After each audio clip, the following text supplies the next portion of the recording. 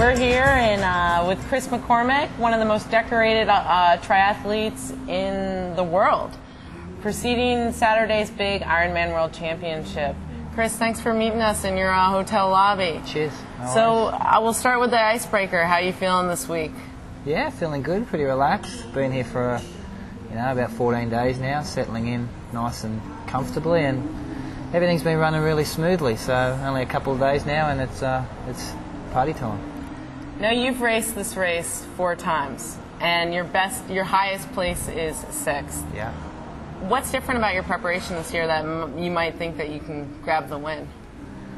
I don't know if my preparation's been any different. I think last year, after having so many horror years here in the past, I learned so much about cutting back on my racing and focusing more specifically on this event. And last year was a breakthrough performance after a terrible swim and a terrible bike, which was uncharacteristic. I put out the fastest marathon of the day, which had been my Achilles heel here in the heat. So I think I've sort of piggybacked from that and had a great season, had 2 Ironman wins and been really fresh and stayed fresh. Haven't raced too much. When I have raced, I've been very happy with the outcome, and this year just looking forward to delivering.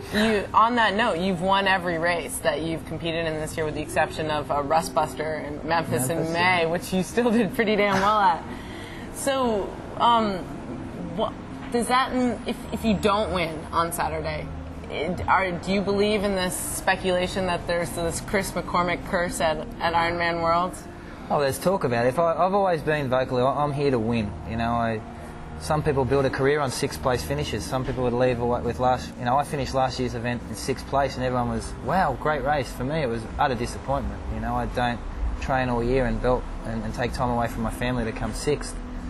Might sound harsh. I'm just very, very heavy on myself, hard on myself. So there might be a curse, but I'm all about breaking curses. That's been my whole career, doing things that people said can't be done, and I'd like to do that. And there is no reason why Chris McCormack can't win the Hawaiian Ironman World Championships, and I'll keep trying until I do. So if you don't win on Saturday, who's going to win? Who's your biggest competitor? Who keeps you up at night? And I think the guy I'm looking at, because we race very, very similar and we've got similar strengths at this event, is Cameron Brown. He's I've been visualising myself and seeing myself in a war with him on the marathon. He's a very solid marathon runner. Without sounding tacky, I don't think any of the other guys have the marathons that Cameron and I have. So if we get off the bike together with a group, I think it'll come down to Cameron and myself. Norman Stadler will be solid. He'll make sure that we don't get off the bike with him. He'll be strong. He's proven himself here before. He's a champion here, and I think there's a lot of pressure on Faris as a defending champion. He's still relatively young, and carrying that pressure of won a world title and raced the following year, and there's a lot of pressure on a young person's shoulders. It's very, very difficult to handle. And then you've got the people like Rutger Beeke, Cameron Whiteoff, who can fill in the gaps and do maybe pull out something amazing. But for me, I honestly see Cameron Brown as my major opponent. Now, there's been some talk about conditions being a little bit more difficult this year. It's really humid out. You and I are both sweating right now. It's gross. And there's some big surf. What are your ideal conditions? Like, what do you hope the humidity breaks? I mean, you're from Australia, so maybe you don't. Maybe it'll be your advantage. I've never been a huge performer in humidity. Even when I was short course racing, I'm a bigger frame guy in triathlon circles. I race at 78 kilos.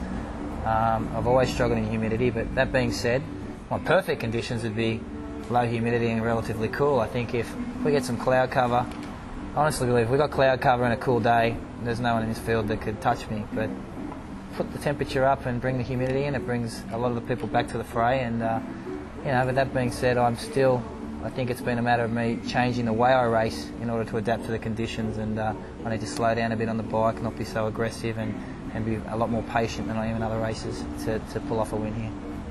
Where were you when the earthquake hit on Sunday? I was up on the mountain, up in about 6 miles up Palani Road, way up on this unstable ground in a friend's house.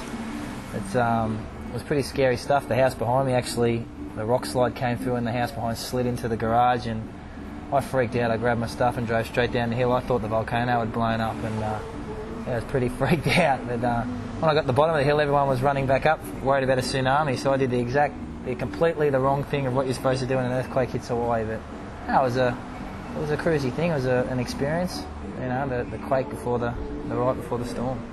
Do you want to win here more than you want anything else in your athletic career, or is there something that means more to you?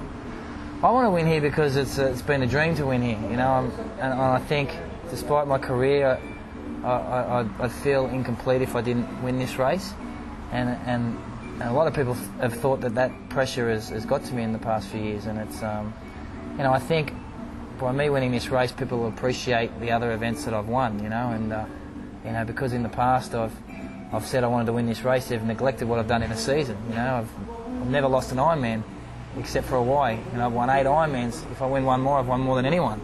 But no one ever looks at those things, you know. They only look at my performances in Hawaii and go, oh, Macca had a terrible season. I won 10 races last year. I won 12 the year before.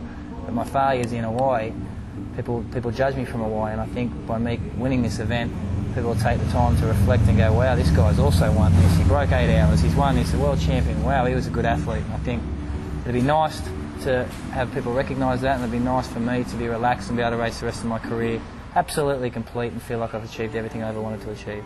But last question, just because you have such a preeminent resume, can't you just rest on your laurels and not win here? And no, I don't. You know, it's funny, when I first started the sport, I wrote down a list of the races I wanted to win, and this one was right up the top of the list. I've ticked off every single race, and this race was the first one on the list, and it's still the last one I haven't ticked off. And I just, for me, I think triathlon is such a small sport, and this is the Tour de France of our sport, and you will forever be judged by your performances here. Once you start tackling this race, if you look at an athlete like Simon Lessing, he's the greatest, in my opinion, one of the greatest triathletes of all time.